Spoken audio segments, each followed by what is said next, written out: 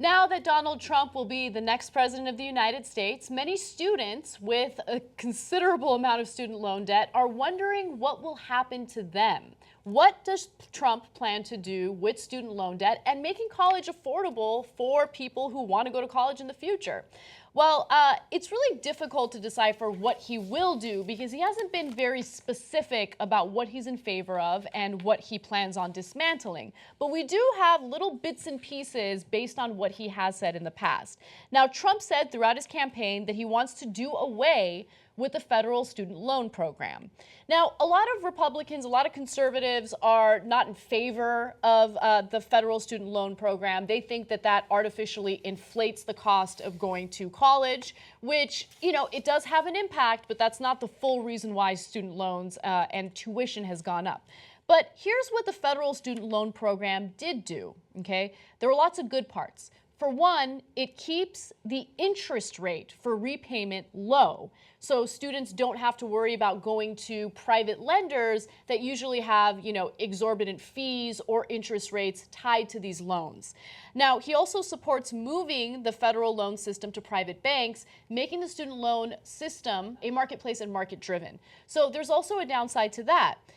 Under the Obama administration, there's something known as the repayment plan. And what they do is they look at your income as someone who has graduated from college and who is now part of the workforce, and they decide, hey, we want to make sure that you don't spend all of your money paying back your student loans. We want to make sure that you have a payment plan set in place to ensure that you still have some disposable income, you still have money left over to be part of the economy and stimulate the economy, you can still live your life. Now, income-based repayments will stay comparable to the Obama administration. Borrowers will pay 12.5% of their income every month. But understand that this is only for federal student loans that already exist. If Donald Trump does away with all federal student loans in the future, meaning you can't get federal student loans in the future, well, then this loan repayment plan won't even exist because private lenders don't do this. Private lenders are like, you got to pay me. Okay, I don't care about your income. I don't care about any of that stuff. Pay me. Another thing that happens with private banks is it might be a lot more difficult to get a loan because they might look at your major and they might decide, we're not really into that art major, or we're not really into that sociology major. Oh, you want to be a social worker. Social workers don't make a lot of money, so maybe we're not going to give you the loan necessary for you to get your education. So there's a big problem with that as well. So for half a second in this story, I thought, is this one of the positive things that Donald Trump at least promised to do? I'd be surprised if he did it because it sounded wrong, I know, right? Because it sounded like he was arguing against the government making $41 billion from students. Because, for example, Elizabeth Warren has said, hey, why don't we give students the same interest rate we give the top banks, which is near 0%.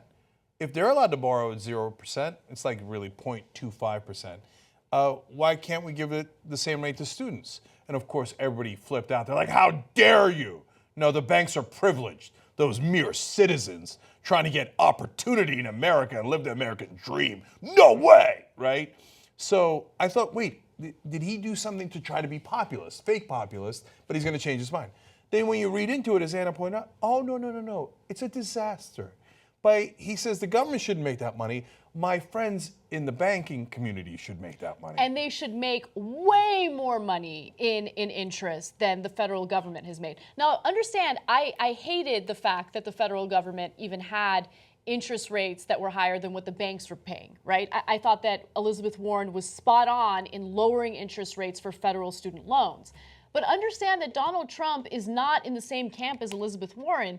He wants to make sure that you don't have access to low interest rates at all if you're a student. You'd have to go to private banks. And this idea, this notion of like the free marketplace, we all know that that's not the reality. We all know as past students, as current students, as potential future students who have looked into this, private loans always have a higher interest rate, a significantly higher interest rate. So the government doesn't have a profit motive, but the banks do. Now, if that profit motive, in my opinion, makes sense in a lot of ways. If you're starting a business, well, the bank needs to make sure that you're going to make money, that we're not running charities here, okay? You're buying a house. It needs to make sure that you can afford the house. So I'm a capitalist. I believe in that.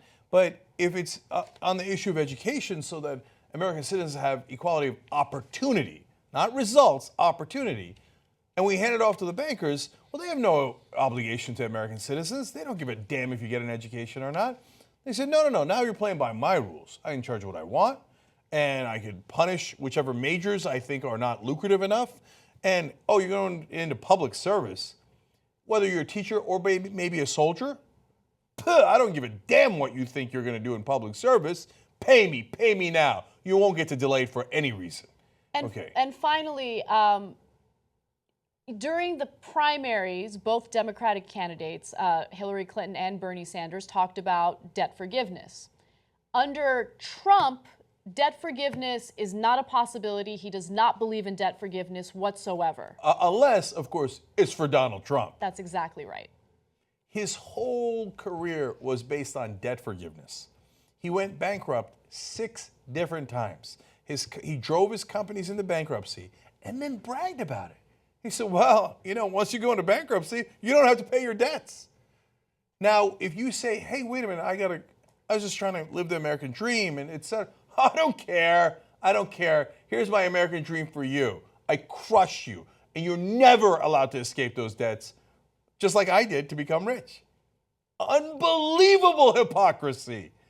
So the guy who argued against the bankers on the campaign trail, talked about global financial interests on the campaign trail, now says, oh, here you go, bankers. Here's a multi-trillion-dollar market I just handed over to you. Drain the swamp. He is the swamp. If you're upset with mainstream media, we have the alternative for you. Come build independent media with us. Your membership powers the Young Turks. tytnetwork.com/join.